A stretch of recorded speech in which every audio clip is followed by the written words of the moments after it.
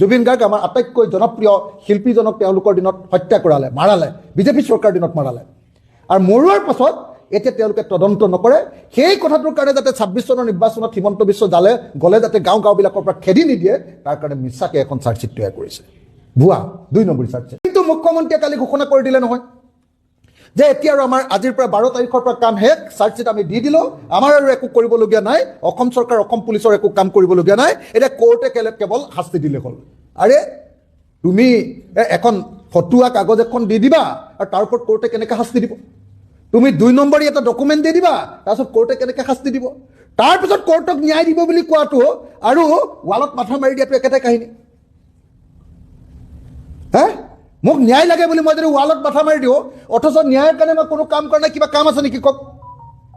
গতিকে হিমন্ত বিশ্ব শৰ্মা হ'ল তেনেকুৱা ধৰণৰ এজন মুখ্যমন্ত্ৰী যিজনে জুবিন গাৰ্গৰ মৃত্যুটোক লৈ গোটেই জীৱনত খেলা কৰিছে, ৰাজনীতি কৰিছে। আজিৰ সেইকাৰণে যিখন চাৰ্জশ্বিট দিছে, এই চাৰ্জশ্বিটখনৰ ওপৰত অসমৰ মানুহে কোনেও বিশ্বাস কৰিব নালাগে। এইখন হ'ল হিমন্ত বিশ্ব শৰ্মাৰ 2026 নিৰ্বাচনৰ এখন ইস্তাহাৰ।